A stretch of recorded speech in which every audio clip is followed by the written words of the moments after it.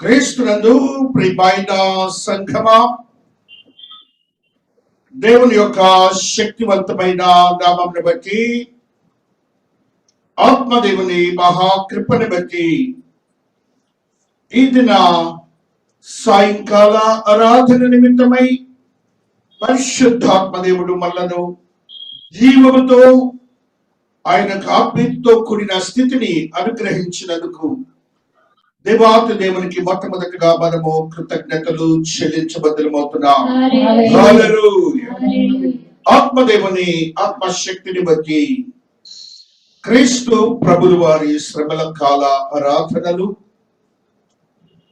40 దినములు ఉపవాస కూడికలు మన ఆత్మీయతను బలపరుచుకునే రీతిలో మనకు మనముగా సిద్ధపడి అట్టి వాక్యంలో ఉన్న సత్యములకి పరిశుద్ధతలోనికి మనము ప్రవేశించి అత్యంత పరిశుద్ధతలోనికి మనము తీర్చబడి నిత్య జీవమునకు వారసులయ్యే దిశలో మనము పయనమవ్వాలని దేవుని యొక్క సదుద్దేశమై ఉంటున్నది. ఈ దినమునకై చదువుబడినటువంటి వాక్యములో ఉన్న సత్యములను మనము ఎరిగినప్పుడు పరిశుద్ధాత్మ దేవుడు వ్రాయించి ఇచ్చినటువంటి వాక్య భాగములో సత్యాలు దేవాతి దేవుడు ఏ రీతిగా భూమి మీదకి మనుష్యుడిగా వచ్చారో, మనుష్యుని వలె జీవించారో, నీతిమంతుడిగా జీవించారో, ఏ మనుష్యుడు జీవించలేనటువంటి ఆయన పొంది సర్వమానవాడి ప్రక్షాళన చేయడానికి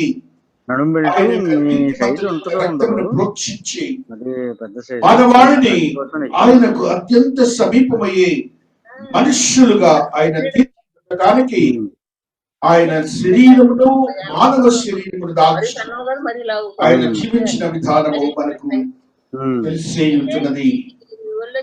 ఆయన దేవుడు, ఆయన సృష్టిని సృష్టించిన అతి దేవుని యొక్క మహోన్నతమైన మహాకృపను మనము ఈ దినమున ఆయన పడినటువంటి శ్రమల ద్వారా మనకు దేవుడు అనుగ్రహించినటువంటి కొన్ని ఆత్మీయ సత్యాలను ధ్యానించుకుంటున్నాం. ఆ రీతిగా ఈ దినమున చదవబడినటువంటి వాక్యాన్ని మనము చూచినప్పుడు ఆయనను ఏ రీతిగా అపహసించారో, ఏ రీతిగా వారు ఆయనను అపహసించి ఆయన యొక్క జీవన శైలిలో ఉన్నటువంటి స్థితిని ప్రలోభపడకుండా ఆయన యొక్క ఆత్మీయతను బలపరుచుకొని ఆయన సిద్ధపడి ఉన్నారు. అందులో కొన్ని సత్యాలను మన యొక్క జీవితాలకి మనం భద్రపరుచుకుందాం. క్షణం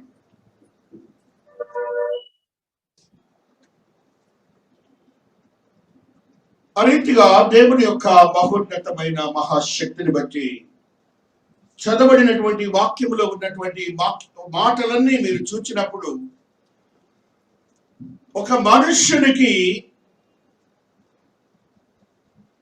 ఆ రీతిగా 10 మందిలో అపహసించినప్పుడు వారి యొక్క మనో ప్రలోభం ఎలాగుంటుంది, శారీర పరిస్థితి ఎలాగుంటుంది, ఆత్మీయ స్థితి ఎలాగుంటుంది అని మనం ఈ దినాన యేసుక్రీస్తు ప్రభులు వారికి మన ఎడల ఉన్న ప్రేమలో ఉన్న అంతరార్థాన్ని మనం ఈ దినాన గ్రహించుకోవాలని ఆత్మదేవుడు తెలియజేస్తున్నారు. ఈ యొక్క వాక్యంలో మనం చూచినప్పుడు 27 నుంచి 31వ వచనము వరకు వారందరూ చేసినటువంటి అవమానములతో కూడినటువంటి, అపహాస్యముతో కూడినటువంటి స్థితిని నీ దేవుడు, నా దేవుడు ఈ లోకంలో పొందారు. అప్పుడు ఆ స్థితిలో ఆ దేవుడు, మానవుడైన దేవుడు ప్రలోభపడాలి, లేకపోతే మనస్సులో వారి మీద ద్వేషాన్ని పెంచుకోవాలి, లేక తిరుగుబాటు చేయాలి, లేక తనకు తానుగా ఆ ఉన్న పరిస్థితులన్నింటిలో కూడాను తన మానవుడిగా ఉన్నటువంటి శరీర ఇచ్చలను బట్టి ఉన్న ప్రతి స్థితిని ఆ ప్రాంతంలో ఆయన ప్రదర్శించాలి. ఇవన్నీ కూడా లేకుండా దేవుడు మౌని అయి ఆ పరిస్థితులన్నింటిలో కూడా ఉన్నారని మనం చూస్తూ వస్తున్నాం. ఒక సివిలైజ్డ్ పర్సన్ ని, ఒక కల్చర్డ్ పర్సన్ ని, బాగా ఈ లోకంలో పరిస్థితులు శక్తివంతుడిగా ఉన్నవాడు, ధనవంతుడిగా ఉన్నవాడు, బాగా చదువుకున్నవాడు, ఈ లోకంలో ఆయన 10 మందికి జ్ఞానాన్ని ఇవ్వగలవాడు, లేకపోతే ఈ లోకంలో ప్రత్యేకమైన స్థితి ఉన్నవాడు, ఎవరినైనా ఈ పరిస్థితులు చేస్తుంటే whatever that the things are happening, మనం ఏం జరుగుతాయి? తనకు చేతైనంత వరకు మన సినిమాలు చూసే వాళ్ళకి తెలుస్తుంది, ఫైటింగ్ సీన్లు ఉంటాయి. Why it is going on అని they will rebel against the people. విరోధముగా ప్రవర్తించి వారు ఆ పరిస్థితి నుంచి బయటకు వస్తారు. ప్రాణాన్ని కూడా తెగించకుండా వారిగా వారి ఆ పరిస్థితుల నుంచి బయటకు రావడానికి ప్రయత్నం చేస్తారు. వారికి ఉన్నటువంటి ఇన్ఫ్లుయెన్స్ ఉపయోగించి ఆ పరిస్థితుల్లోంచి బయటకు రావడానికి ప్రయత్నం చేస్తారు. కాబట్టి నీ దేవుడు నా దేవుడు ఏం చేశారంటే మౌని అయి ఉన్నారనే మాటనే మనం చూస్తాం. అపహాస్యము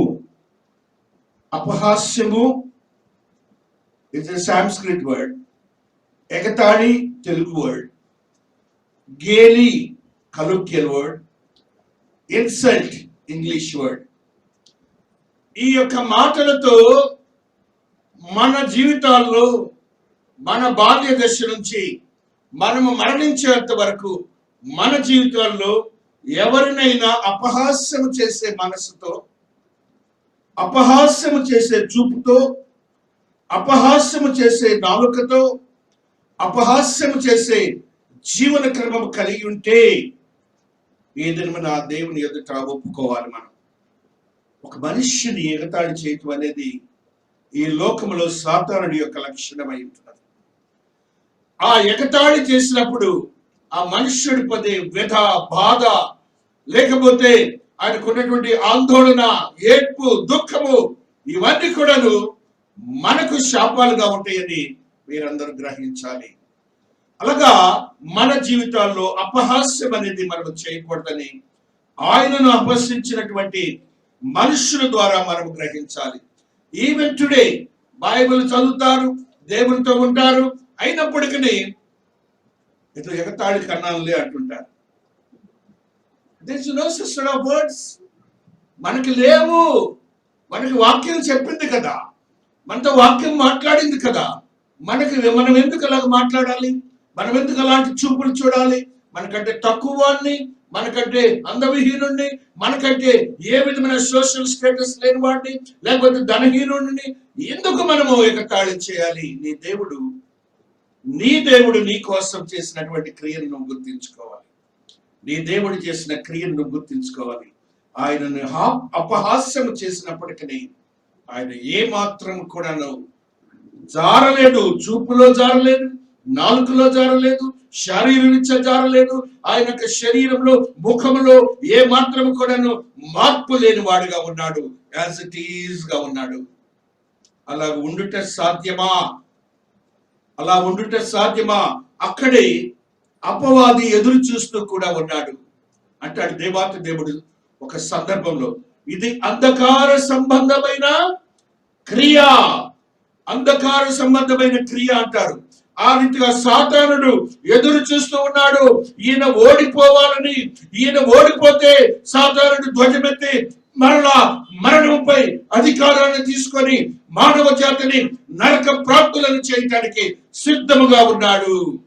అయితే నా దేవుడైతే అంధకార శక్తి సంబంధమైన క్రియలు ఉన్నప్పటికీ ఆయనగా నీ మీద ప్రేమను చూపి, నా మీద ప్రేమను చూపి ఆయనలో ఏ మాత్రము కూడాను మార్పు లేని స్థితిని మనం చూస్తున్నాం. తెల్లవారితే చాలు ఒకరిని విమర్శించడమే ఒక్కొక్కటి లక్షణం.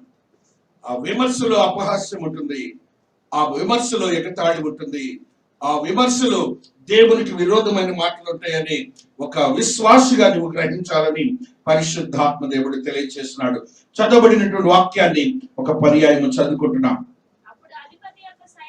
అప్పుడు అధిపతి యొక్క సైనికులు యేసును అధికార మందిరంలోనికి తీసుకుని పోయి యేసును అధికార మందిరములోనికి తీసుకొని పోయి ఆయన యొక్క సైనికులందరినీ సమకూర్చి వారు ఆయన వస్త్రములు తీసివేసి ఫస్ట్ చేసిన పని మీరు ఒకసారి just come to the world లో మీరు రండి ఒకసారి. ఒక మనుష్యుణ్ణి సైనికులందరి మధ్యన దేవుడిగా చెప్పి ప్రవక్తగా చెప్పి అద్భుతాలు చేసి లోకములో అనేక మంది యొక్క అద్భుతాలను చూపించి ఆయన దేవుడిగా రక్షకుడిగా చేసినటువంటి ఒక దేవుని వారందరూ సైనికులు అంటే లోవర్ క్యాడర్ ఆఫ్ పీపుల్, వాళ్ళందరూ కూడా ఏం చేస్తున్నారట? ఆయన వస్త్రములు అంటే just imagine it how Jesus was naked. Yesayya ఏ రీతిగా నేకెడ్ అంటే ఏమన్నారు? దిగంబరత్వంతో ఉన్నాడో మీరు గమనించాలి. ఇది ఫ్యాక్ట్, ఇట్ వాజ్ హ్యాపెన్. అయినా కూడా నా దేవుడు కదలలేదు. నీ నిమిత్తము నా నిమిత్తము ఆయన కదలలేదు. ఏ మాత్రము కూడా ఆయన శరీరంపై వస్త్రములు తీసివేసినారు. ఆయన కదలక మెదలక నిన్ను రక్షించడానికి ఆ యొక్క అపహాస్యాన్ని కూడా ఆయన మోసారు. నెక్స్ట్ చదువురా తల్లి. ఆయనకు ఎర్రని అంగి తొడిగించి ముండ్ల కిరీటం అల్లి ఆయన తలకు పెట్టి ఒక రెల్లు ఆయన కుడి చేతిలో ఉంచి ఆయన ఎదుట మోకాళ్ళుని ఆయన యుద్ధులకు రాజు అంటున్నావు కదా అని ఒక రాజు గారికి ఏ రీతిగా ఒక చేతిలో వాడికి రెల్లు అనేదేమో ఎగతాళికి పెట్టింది. రెల్లు అంటే ఏంటి? గడ్డి పూస. రాజదండం ఉండే ప్లేస్ లో పెట్టారు, రెల్లును పెట్టి ఇలాగ నుంచోబెట్టారు నా దేవుణ్ణి. అంత మాత్రమే కాకుండా ఆయన ఎగతాళి మాటలతో రాజా అని చెప్పి, యూదులు రాజా అని చెప్పి అపహాస్యం చేస్తున్నారు. మానవుడు ఆయనలో ఒక ప్రలోభం రావాలి కదా ఎగతాళి చేస్తుంటే, కానీ ఏ మాత్రము కూడా ఆయనలో ప్రలోభం రాలేదు. మరలా ఆయనకు ఒక ఎర్రని చుట్టి కట్టారు. ఆ రీతిగా ఆయన అవమానము అపహాస్యములు కూడా మానవునికి ఉన్నటువంటి ఏ మాత్రము కూడా ప్రలోభాలు లేకుండా నీ కొరకు నా కొరకు ఓర్పుతో ఆయన నిలువబడి అలాగున్నట్ట. ఆ రీతులకు రాజా నీకు శుభమని ఆయనను, అక్కడ తెలుగు వర్డ్ ఏముంది? అపహసించి ఆయన మీద ఉమ్మి వేసి డ్రాప్ పడితే గంటలు తగులు అవుతాయి మనకి. ఎట్లా వస్తున్నావు నువ్వు నా మీద ఉమ్మి పడిందని. ఇదివరకు ఎర్ర బస్సులు ఉండేవి మన చిన్నప్పుడు. ఆ బస్సులు గేట్ల పక్కనే కూర్చునేవారు. ఎవరైనా పొరపాటును కనుక ఉమ్మి వేస్తే, బయట వేస్తే వీళ్ళ మీద ఒకటి పడిందంటే చాలు బస్సు దిగే వరకు గొడవలు కొట్టుకుంటానే. ఇక్కడ సైనికులు వారి యొక్క నోరులు ఎంత అశుభ్రం మీకు తెలుసు. వారు ఏమేమి తింటారో మీకు తెలుసు, ఏమేమి తాగుతారో మీకు తెలుసు. వారి లోటులో నుంచి వచ్చినటువంటి ఉమ్మి నా దేవుడి మోగుపై వేశారండి. ఏ స్క్రీన్ ఆఫ్ సెలైవా, ఒక సెలైవా అనే ఒక ఉమ్మి అనే ఒక స్క్రీన్ ఏమంటారు, ఒక తెర ముఖం మీద ఎలాడుతా ఉందండి నా దేవుడి మీద. అది వాసన వస్తుంది, అసహ్యంగా ఉంటుంది. అయినప్పటికీ ఆ దేవుడు కదలలేదు, చీయని ఇలా తుడుచుకోలేదు. కారణం ఏంటంటే దేవుని ఎదుట నీతిమంతుడిగా కనపడాలి కాబట్టి ఆ ప్రలోభాలు ఏమీ లేకుండా ఆ దేవుని ఎదుట ఆయన ఆ రీతిగా నిలబడ్డాడు. సాతానుడు కూడా పరీక్షతో చూస్తున్నాడు, ఎక్కడ ఓడిపోతాడో అని సాతానుడు చూస్తున్నాడు. సాతానుడు కూడా ఎంతగానో క్లియర్ గా చూస్తున్నాడు, కాన్సన్ట్రేషన్ తో ఎక్కడ పొరపాటు వస్తుందా, ఎక్కడ ఓడిపోతాడని. అయినప్పటికీ నా దేవుడు ఆయనలో చలనము లేకుండా అలాగే ఉన్నారని చూసిన తర్వాత ఏం చేశారు చూడరా తల్లి. మరలా చూడండి, మరలా ఇంకెంత అవమానం అంటే ఆయన తల మీద కొట్టారు. కొట్టారు. ఎందుకంటే ఏ మూమెంట్ లోనైనా ఆయనలో మార్పు వస్తుందేమో అని సాతానుడు చూస్తున్నాడు. ఏ మూమెంట్ లోనైనా మార్పు వస్తుందేమోనని తండ్రి అయిన దేవుడు చూస్తున్నాడు.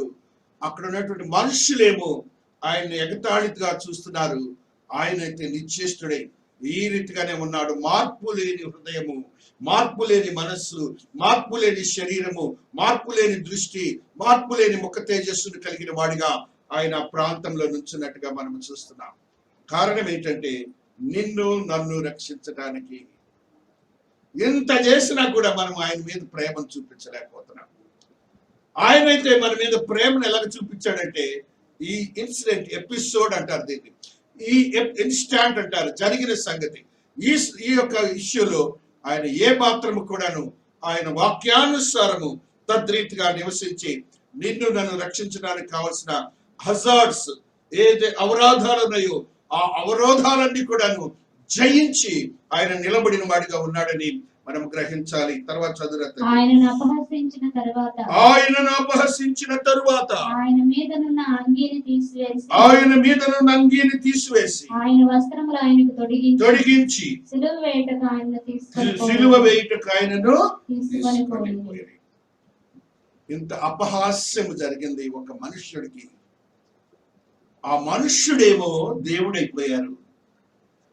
ఆ దేవుడేమో నిన్ను రక్షించడానికి నిన్ను ప్రేమించి ఆ రీతిగా ఆయన పడినటువంటి అపహాస్యములో యొక్క భాగమే నీ రక్షణ అని నువ్వు ఎప్పుడైనా అనుకున్నావా? నీకు ఒక దేవుడు, నిజమైన దేవుడు తోడుకేడని, ఆయన నిన్ను ప్రతినిత్యము కాచి కాపాడుతున్నాడని నువ్వు ఎప్పుడైనా ఒక క్షణమైన యోచించి నీ కంటి నుండి ఒక్క బొట్టన్న కన్నీరు కార్చావా?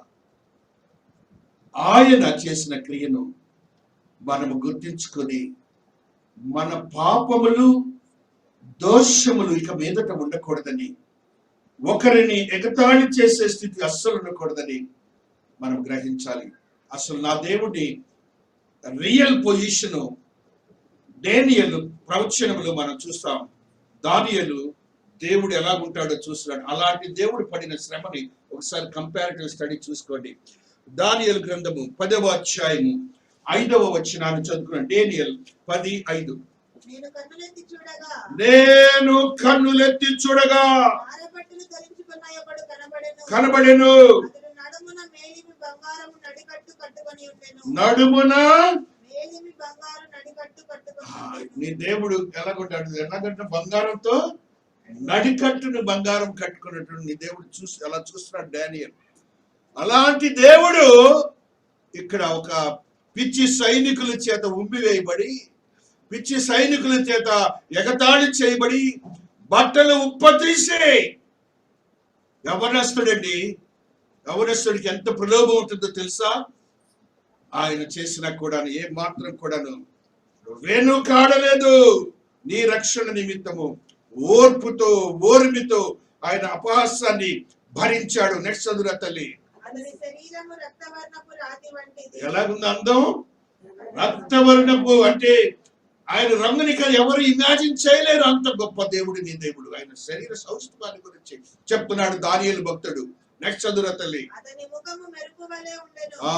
ఎంత ముఖం చూస్తేనే తేజస్సు, దేవుని తేజస్సు. అలాంటి తేజస్సు మీద వీళ్ళు ఏం చేశారంటే ఉమ్మి వేశారు. నెక్స్ట్ కన్నులు ఎలాగున్నాయంట? ఆ కన్నులలో నుంచి నువ్వు చూస్తేనే నీకు రక్షణ వచ్చేస్తుంది. ఆ కన్నుల దృష్టి నీ మీద పడితేనే నువ్వు ఒక అద్భుతమైన మహిమాన్వితమైన మనుష్యుడిగా మారిపోతావు. అలాంటి కన్నులు, ఆ కన్నులను కన్నీటిని తెప్పించే కన్నీరు ఆ యొక్క వ్యర్థంలో చేసినప్పటికీ దేవాతి దేవుడు ఏ మాత్రం కూడాను అంతే ఉండిపోయారు. నీ కొరకు రక్షించడానికి ఆయన అలా ఉండాలి కాబట్టి. నెక్స్ట్ ఆ పాదాల మీద, భుజాల మీద, ఆయన చేతుల మీద దెబ్బలు, గాయాలు పెట్టి అంత గొప్ప దేవుడి యొక్క శరీరానికి, ఈ యొక్క మానవుడిగా ఉన్న శరీరాన్ని వారు ఆ రీతిగా చేశారని మనం గ్రహించి మన మనసులో కంపారిటివ్ స్టడీ ఉండాలి. నీ దేవుడు ఎలాంటి వాడు, అలాంటి వాడు ఈ రీతిగా ఎందుకు మరణించాడు, ఈ రీతిగా అపహసించబడ్డాడు ఎందుకని నీలో ఒక భావన ఉన్నప్పుడు అందుకు నీలో మార్పు సహజంగా రావాల్సిందంతే. నీలో ఒక మార్పు రావాల్సిందే, నీలో ఒక దేవుని యొక్క స్వారూప్యం రావాల్సిందే. నెక్స్ట్ వర్డ్ చదువురా. ఎట్లా ఉందంట? నర సమూహపు కంఠధ్వని. దాని యొక్క స్వరం ఎలా ఉంటుందంటే అంత గంభీరమైన స్వరాన్ని దానియేలు భక్తుడు చూశాడు. అంత గొప్ప దేవుడు నీ కోసం పడిన అపహాస్యాన్ని నువ్వు గుర్తుంచుకోవాలి. నెక్స్ట్ చదువురా తల్లి. కలుగగా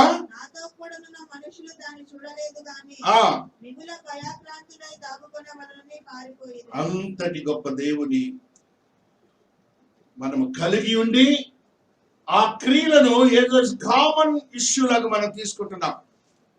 మనకు ఒక ఐడెంటిఫికేషన్ కల్ట్ ఉండాలి, ఆ యొక్క గుర్తింపు మనకు ఉండాలి దేవుని. మరలా ఈ దానియేలు భక్తుడు చూసినటువంటి దేవుని యొక్క స్వరూపం ఇలాగుంటే, ఈ భక్తుడు యోహాను భక్తుడు చూసిన స్వరూపం చూడండి ప్రకటనలో 1:13. ఆ దేవుడు ఆయన ఎలాగ చూశాడు, దేవుడు ఎలాగుంటాడో చెప్తున్నాడు చూడండి. 1 తిరుగగా 7 సువర్ణ దీపస్తంభములను, ఆ దీపస్తంభముల మధ్యను మనుష్య కుమారుని పోలిన ఒకని చూచితిని. చదువు. ధరించుకొని రొమ్మునకు బంగారు దట్టి కట్టుకొని ఉండెను. ఆయన లైఫ్ స్టైల్ చూడండి, ఆయన యొక్క స్థిరత్వంతో కూడినటువంటి ఆయన యొక్క శక్తివంతమైన స్థితిని మనకు చూపిస్తున్నాడు. ఎక్కడ కట్టుకున్నాడు? బంగారు దట్టి రొమ్మున. ఇక్కడ బంగారు దట్టి అంటే almost it will be like this, ఒక ప్లేట్ అన్నమాట. మనకి చిన్న గొలుసు చేపిస్తేనే కేకలు పెడతాం, బ్యాంకు లోన్కి వెళ్తాం. ఆ స్థితిలో ఉన్న దేవుడు నీ కోసం దెబ్బ కొట్టినా కూడా నువ్వు మాట్లాడతలేదు, పొడిచినా మాట్లాడతలేదు. నువ్వు రక్షణ పొందాలి కాబట్టి. నెక్స్ట్ చదువురా తల్లి. ఆయన తలయు తన వెంట్రుకలను తెల్లని ఉన్నిని పోలినవై హిమవంత ధవళముగా ఉండెను, అగ్ని జ్వాలల వలె ఉండెను.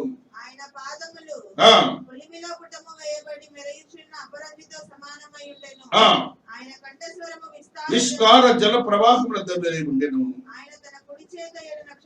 పచ్చికని ఉండెను. రెండంచులు గల వాడి అయిన ఖడ్గం ఒకటి బయలువెళ్ళొచ్చుండెను. ఆయన ముఖము మహా తేజస్సు ప్రకాశించున్న సూర్యుని వలె ఉండెను. ఇలా అసలు ఈ దేవుడు ఎలాగుంటాడు? యేసయ్య ఎలాగుంటాడు? అంత స్టైలిష్ గా ఉంటాడు, అంత హ్యాండ్సమ్ గా ఉంటాడు, అంత గ్లోరియస్ గా ఉంటాడు.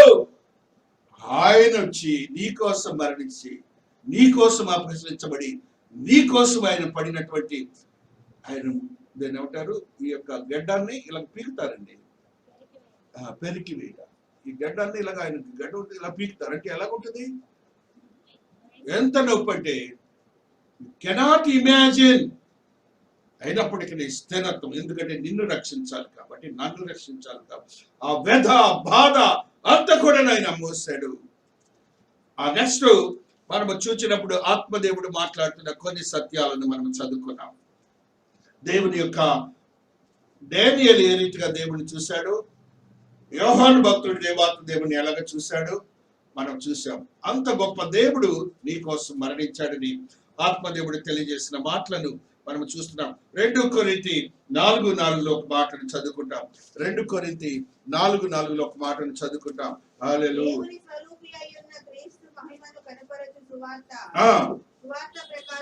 సువార్త ప్రకాశము వారికి ప్రకాశింపకుండా నిమిత్తము యుగ సంబంధమైన దేవత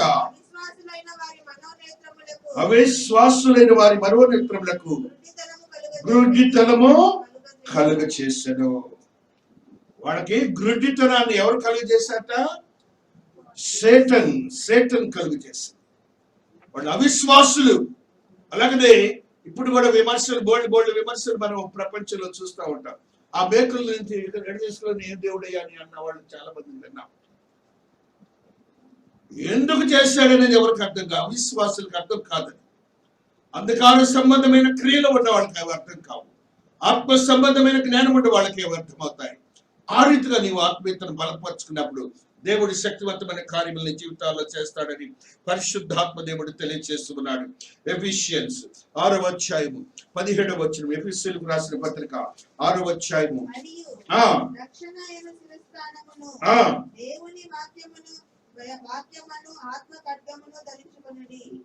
మరియు రక్షణ యను శిరస్త్రాణమును దేవుని వాక్యమును ఆత్మ ఖడ్గమును. మనకు ఆ యొక్క అవిశ్వాస్యతలో నుంచి మనం బయటకు రావాలంటే, ఆ యొక్క దేవుని యొక్క అవమానాన్ని మనము మన మనస్సులో స్థిరపరచుకొని పాపం నుంచి విడుదల కావాలి అంటే సింపుల్ లాంగ్వేజ్ లో చెప్తున్నాడు పౌలు భక్తుడు. ఒక మాట ఏం చెప్తున్నాడంటే, రక్షణయను శిరస్త్రాణమును ధరించుకోండి. రక్షణ అనగానే మారు మనస్సు పొందాలి. అప్పుడు ఆయన యొక్క భావోద్రేకాలన్నీ నీ మనసులోకి వస్తాయి. ఆయన పడిన శ్రమలన్నీ, ఎగతాళితో చేసిన పనులన్నీ, అవమానం అన్ని కూడా నీ మనసులో అలా బిగించుకుపోతాయి. ఆటోమేటిక్ గా నీకు నువ్వు దేవునికి సత్సంబంధం ఏర్పడుతుంది. నెక్స్ట్ ఏం చెప్తున్నాడు, దేవుని వాక్యమును ఆత్మ ఖడ్గమును ధరించుకునండి. వాక్యం అనేది వింట మాత్రమే కాదు, అది ఒక ఖడ్గం లాగా నీతో ఉండాలి. ఆ వాక్యం అనే ఖడ్గం నీతో ఉండాలి. ఇప్పుడు బేసికల్ గా ఈ వాక్యం అనే ఖడ్గం ఉండటానికి ఛాన్స్ లేకుండా పోతుంది. వాట్సాప్ లో వస్తే ఫార్వర్డ్ షేర్, చదివేదేముంది? వాక్యము చదవరు. ఈ యొక్క మొబైల్ సిస్టమ్ వచ్చాక వాక్యాన్ని చదివేది లేదు. చూస్తారు, ఫ్రెండ్ ఎవరైనా ఉంటే వాళ్ళకి వెళ్ళగొడతారు. చదవాలి, ఖడ్గాన్ని ధరించుకోవాలి, దాన్ని బాయ్హార్ట్ చేయాలి, దానిలో సత్యాన్ని ఎరగాలి. దానికి ఏం పేరు పెట్టాడైనా? ఆత్మను వాక్యమును ఆత్మ ఖడ్గమును అనగా పరిశుద్ధాత్మడే నువ్వు వాక్యాన్ని నువ్వు ధరించుకుంటే నీతో ఉండి నిన్ను శక్తివంతము చేస్తాడని నువ్వు గ్రహించాలని పరిశుద్ధాత్మ దేవుడు తెలియజేస్తున్నాడు. ఆయన చేసినటువంటి క్రియలు, గవర్నమెంట్స్ వస్త్రాలని వాళ్ళు తీసేశారు. ఇప్పుడు చదువుకున్న మాటల్లో ఆ కీర్తనాకారుడు చెప్తాడు, వస్త్రములు తీసివేస్తాడు. 27:31లో కీర్తనాకారుడు ఒక మాట చెప్తున్నాడు. 129:3 ఒక మాట చెప్తున్నాడు, చదవండి. కీర్తన 129:3. హల్లెలూయా, స్తోత్రం. దున్నువారు నా వీపు మీద దున్నిరి, వారు చాళ్లను పొడుగుగా చేసిరి. యెహోవా న్యాయవంతుడు, భక్తిహీనులు కట్టిన త్రాళ్లు ఆయన తెప్పి ఉన్నాడు. దున్నువారు నా వీపు మీద దున్నిరి. తెలుసు కదా దున్నటం అంటే అందరికి ఎలాగుంటుంది? భూమి మీదకి దాన్ని పెట్టినప్పుడు, నాగలు వెళ్ళినప్పుడు ఆ భూమిలోకి చొచ్చుకొని పోయి ఇలా భూమి ఇలా చీల్చుకుంటూ పోతుంది. నీ యేసయ్య శరీరాన్ని అలాగ చీల్చారండి. అది గవర్నమెంట్. ఆయన వస్త్రాలు ఎట్లా ఉంటాయి? ఫుల్ డ్రెస్సులు తీసేసి ఇలాగ దున్నుకుంటూ పోయారట. నెక్స్ట్ మాట ఏమన్నాడంటే, వారు చాళ్లను పొడుగుగా చేసిరి. చాళ్ళు అంటే ఒక వరుసను చాలు అంటారు, ఒక వరుసను చాలు అంటారు. ఆ యొక్క వరుసలో ఉన్నటువంటి చాలును పొడుగుగా, అంటే ఆ ఒక ఎకరం ఉందనుకో ఎంత పొడుగు ఉంటుంది, 10 ఎకరాలు ఉంటే ఎంత పొడుగు ఉంటుంది. ఆ రీతిగా ఎంతో పొడవుగా ఆయన చీల్చి వేశారని సంగీతని భక్తుడైనటువంటి దావీదు ఆత్మవశ్యుడై ఆ మాటను రాసినట్టుగా మనం చూస్తున్నాం. తర్వాత హెయిర్, వెంట్రుకలు ఏ రీతిగా 15-17 మార్కులు మా ఆత్మదేవుడు చెప్తూ ఉన్నాడు. 15-17 మార్క్స్ వార్త. హల్లెలూయా, స్తోత్రం, స్తోత్రం.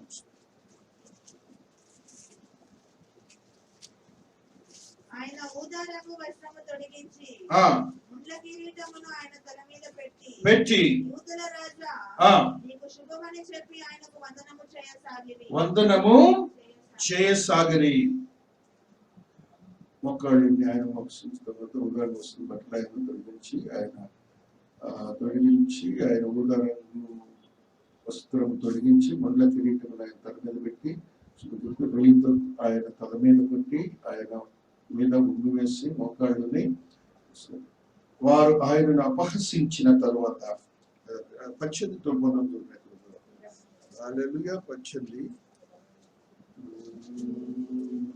ఎక్కడో చుట్టూ.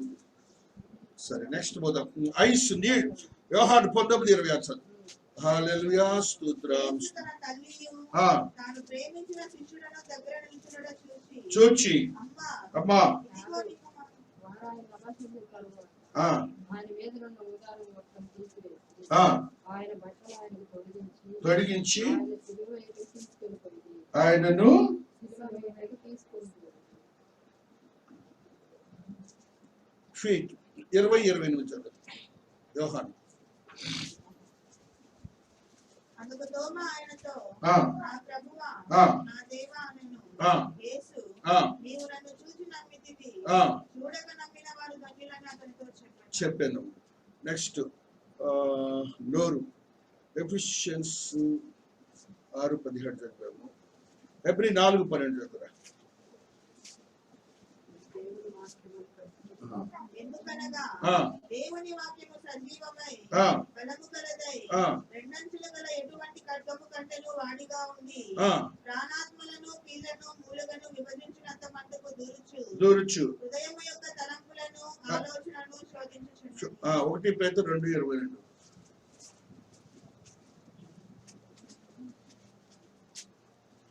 ఆయన పాపము చేయలేదు, ఆ, ఆయన నోటను ఏ కపటమును కనబడలేదు, ఆ, ఆయన దూషింపబడి బదులు దూషింపలేదు, ఆ, ఆయన శ్రమ పెట్టబడి బెదిరింపక ఆ, న్యాయముగా తీర్చు దేవునికి తను తాను అప్పగించుకొనెను. ఈ ఫైనల్ ఈయన చేసిందంతా కూడా ఒక జడ్జి అనే ఒక ఆయన ఉన్నాడని చెప్తున్నాడు. ఒక జడ్జి ఎవరున్నారంటే దేవుని ఎదుట ఆయన తీర్పు తీర్చాలి. కాబట్టి ఏం తీర్పు తీర్చాలంటే నీతిమంతుడిగా తీర్పు తీర్చాలి. కాబట్టి ఆయన అపహాస్యం పొంది అపహాస్యాన్ని ఆయన జీర్ణించుకొని దేవుని ఎదుట నీతిమంతుడిగా తీర్చబడి నీకు రక్షణ ఇవ్వటానికి ఆయన చేసిన క్రియలు మనం గుర్తించుకోవాలి. అనగా ఊరికినే సిలువేయబడి ఊరికినే బయటకు రాలేదు. తండ్రి అయిన దేవుని ఎదుట ఆయన పర్ఫెక్ట్ జెంటిల్ అని చెప్పి ఒక ప్రూఫ్ ని చూపించాడనే సంగతిని మీరు గుర్తించాలి. సాక్ష్యాలు లేక జరగలేదన్న సంగతిని మీరు గుర్తించాలి. ఆ రీతిగా ఆయన యొక్క హెయిర్, ఐస్, ఫీట్ ఏం చేశారు? మేకులు చెల్లించారు. ఆయన యొక్క ముఖం మీద ఏం చేశారు? వెంట్రుకలు లాగారు. అదే రీతిగా ఆయన నోటి మీద ఏం చేశారు? కొట్టారు. వీపు మీద ఏం చేశారు? కొట్టారు. కారీతిగా ప్రతి ఒక్క అవయాన్ని వారు ఆయన బలహీనపరిచి ఆయన వెదలోనికి తీసుకెళ్లారన్న సంగతిని మనం గుర్తించుకోవాలి. కొన్ని చదువుకొని మనందరూ కూడా ఆది కాండంలో లోతు అల్లుళ్ళు లోతుని అపహాస్యం చేసినట్టుగా మనం చూస్తాం. ప్రాక్టికల్ గా ఆది కాండం 19:14 లోతు యొక్క అల్లుళ్ళు దేవుని యొక్క వాక్యం మాట్లాడి ఈ చోటు విడిచిపెట్టి రండి, యెహోవా ఈ పట్టణమును నాశనం చేయబోతున్నాడని చెప్పారు. యెహోవా ఈ పట్టణమును నాశనం చేయబోతున్నాడని చెప్పారు. అయితే అతడు తన అల్లుళ్ళ దృష్టికి ఎగతాళి చేయువాని వలె ఉండెను. ఎగతాళి అనేది భార్యను భర్త ఎగతాళి చేస్తారు, భార్య భర్త భార్యను ఎగతాళి చేస్తారు. దానిలో ఎంత బాధకరమైన పరిస్థితి ఉంటుందో మనం గ్రహించాలి. ఎగతాళి అనేది స్నేహితుని చేయొద్దు, శత్రువుని కూడా చేయొద్దు. అది హృదయం ఎంతో బాధపడుతుంది. దేవుడు నీ కొరకు బాధపడి అపహాస్యం చెంది రక్షించాడన్న సంగతిని గుర్తించుకోవాలి. ఎగతాళి అనేది మన జీవితాల్లో ఉండకూడదు విశ్వాసులకి. ఇక్కడ అల్లుడు కూడా రండి, దేవుడు వచ్చాడు మేము వెళ్దాం అంటే ఎగతాళి చేసేవాళ్ళ కనపడ్డారు. వాళ్ళకి అంత పాపంలో నిండిపోయి ఉన్నారు. మరి యొక్క సంఘటన 21:19 ఆది కాండంలో ఇష్మాయిల్ కూడా ఆ యొక్క ఆ శారాని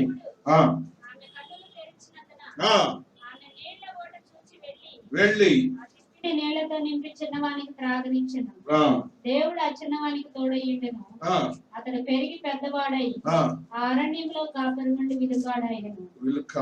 21:9 అప్పుడు అబ్రహాం ఐగుప్తురాలైన హాగరు కనిన కుమారుడు పరిహసించుట శారా చూసి, అప్పుడు అబ్రహామునకు ఐగుప్తురాలైన హాగరు కనిన కుమారుడు పరిహసించుట శారా చూసి, ఐజాక్ పుట్టినప్పుడు విందు చేస్తుంటే అబ్రహాం శారాలు ఈ అబ్బాయి మొదటిగా 12 ఏళ్ళు వాడు ముందుగానే ఉంటాడు అనమాట.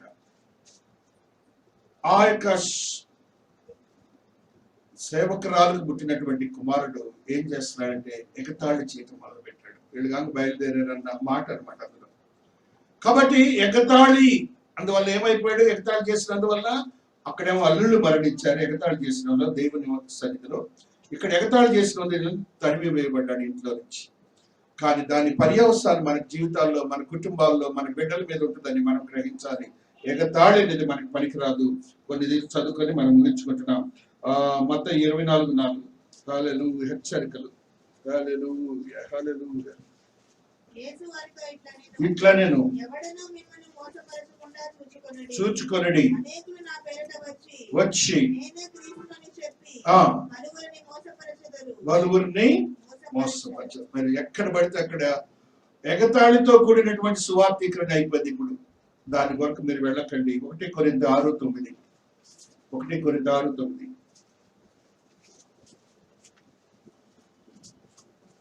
అన్యాయస్తులు దేవుని రాజ్యమునకు వారసులు కానేరని మీకు తెలియదా?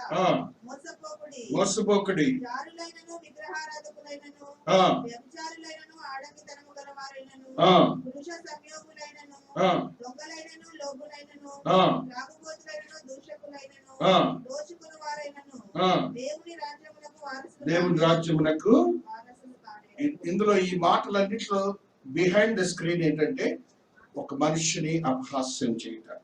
మరి ఒక మాటను చదువుకుంటాం. 1 పేతురు 4:14. హల్లెలూయా, స్తోత్రం, స్తోత్రం, స్తోత్రం. క్రీస్తు నామము నిమిత్తము మీరు నింద పాలైన ఎడల మహిమా స్వరూపి అయిన ఆత్మ అనగా దేవుని ఆత్మ మీ మీద నిలుచుచున్నాడు గనుక మీరు ధన్యులు. మనం ఎవరైనా క్రీస్తుని బట్టి మన దేవుడిని అంగీకరిస్తాం కదా. మన కుటుంబాల్లో అనేవాళ్ళకి ఇలాంటి ఇబ్బందులు ఉన్నాయి. బంధువులు ఆడియోలు ఏదో మాట్లాడుతూ ఉంటారు. అప్పుడు వాడు మాట్లాడినప్పుడు ఏమనుకోవాలి మీరు? I am blessed. ధన్యులు అంటే I am blessed by the God అనే మాటను మీరు తీసుకోండి. It is an assurance God is taking for us into the pleasure of the Holy Ghost. సామెతలు 26:1 ఒక మాట చదువుకుంటాం. 26:1.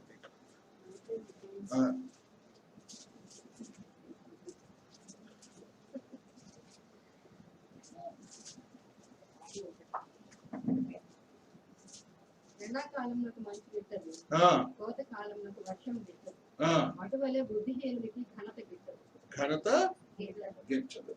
వాడు ఎవడంటే అపహాస్యం చేసేవాడు బుద్ధిహీనుడై ఉంటాడు. కాబట్టి బుద్ధిహీనత మనకొద్దు. అనింద్యులు అపహాస్యం చేయవారు ఆయన సన్నిధిలో ఉంటారు. నిందలు వేసేవాళ్ళు, అపహాస్యం చేయని వారు దేవుని సన్నిధిలో ఉంటారు. కాబట్టి దేవుడు ఏ రీతిగా అపహాస్యం చెందాడో గుర్తించి రక్షణను కొనసాగించుకుందాం. మన ఆత్మీయతను బలపరుచుకొని శక్తివంతమవుదాం. దేవుని యొక్క మహోన్నతమైన మహాకృపను మనతో ఉంచుకొని పరిశుద్ధాత్మ కార్యములు జరిగించుకుందాం. దేవుడి పరిశుద్ధ వాక్యమును దీవించి ఆశీర్వదించును గాక. ఆమేన్. ముగింపు ప్రార్థన సహోదరి అనితా శ్రీనివాస్.